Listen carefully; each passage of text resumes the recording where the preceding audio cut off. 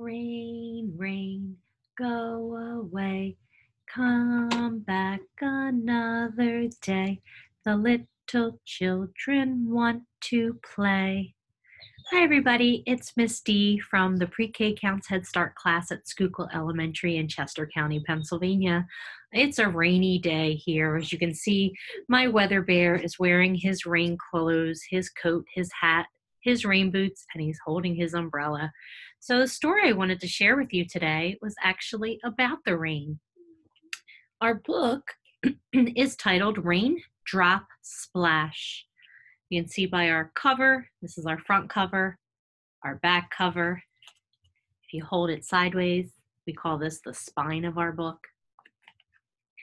When we hold our book and we open it up, we come to our title page, which again, Raindrop Splash. I love that word, splash. That's a form of onomatopoeia. That's a fun word to say, right? Onomatopoeia. It means when a word sounds like what it means. Splash. The story was written by Alvin Tresselt. He's the author. And the pictures, the illustrator, was Leonard Weisgard. And you'll notice in the story, which I kind of like, is there's only a few colors in all the pictures.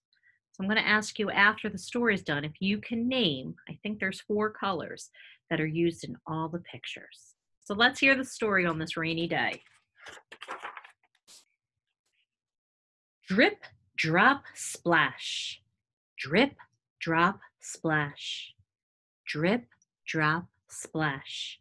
Went the rain all day.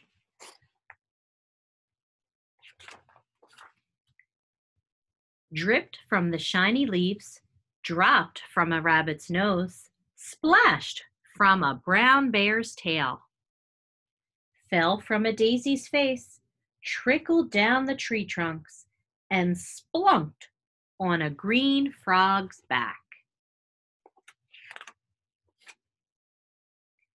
There were so many raindrops, they made a puddle. The puddle grew larger and larger and larger until it became a pond. Water lilies floated on it. Little fish swam on it. And tiny snails sat beside it.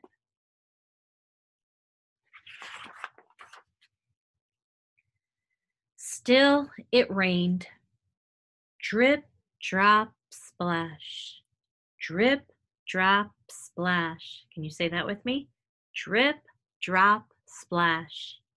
The little pond grew larger and larger and larger and spilled right over into a brook.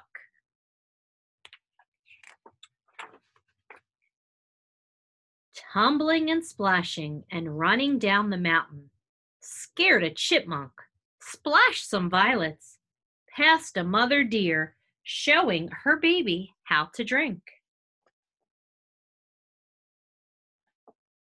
Jumped over big stones, fell into deep pools, and rested on a bed of soft green moss, then tumbled into a lake.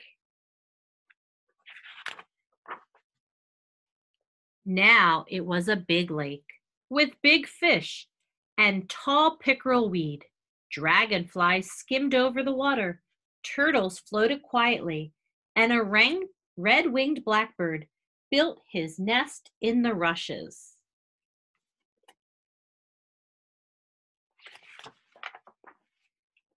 Still it rained. Do you remember the 3 words? Drip, drop, splash. Say it with me. Drip, drop, splash. Again, drip, drop, splash. The lake grew larger, that's right, and larger. It flooded a farmer's meadow, and the cows stood in the mud.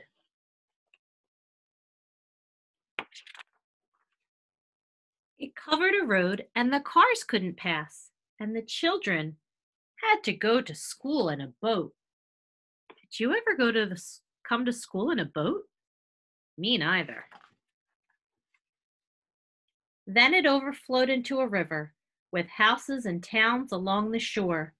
It ran under bridges and over waterfalls. Men fished from the rocks, and two teams had a boat race.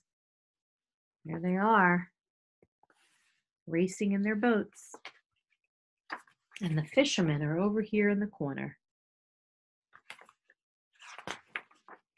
Past factories and warehouses, the river came to great cities with docks. There were ships and barges, and scows and tankers, and a boat full of people on a holiday.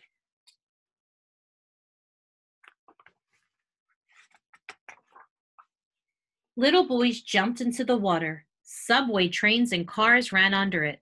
Ferry boats puffed back and forth on top, and seagulls flew over it looking for fish to eat.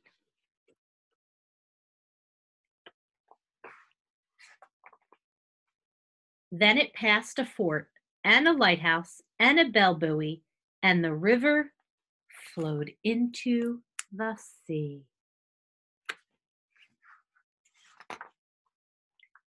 Tall waves rolled up to meet it. There was an ocean liner with lots of little tugboats guiding it. The sun came out, and at last, the rain stopped.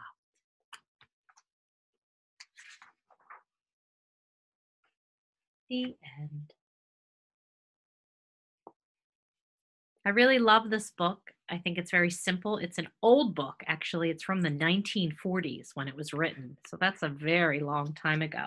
But I asked you in the beginning to look at the pictures and see if you can name the few colors that were used in all the illustrations. It's not a super colorful book, but if we go through the pages, can you tell me the colors that the illustrator used? Black, yeah. White, that's another one.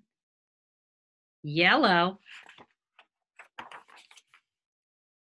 And then there were some shades of brownish orange. Any other colors? See if I can flip through. Some may say there was some drab green in there. And I think that the author and the illustrator did that to make the book go along with how it looks outside. So if you looked out your window on a rainy day, it would seem not so bright and colorful, but maybe a little dreary and drab. Well, I hope you liked my book today, and I hope the sun comes out for you. And remember, you can read rainy day books on rainy days or sunny days, or vice versa, sunny books on rainy days. So I hope to read to you real soon. Bye.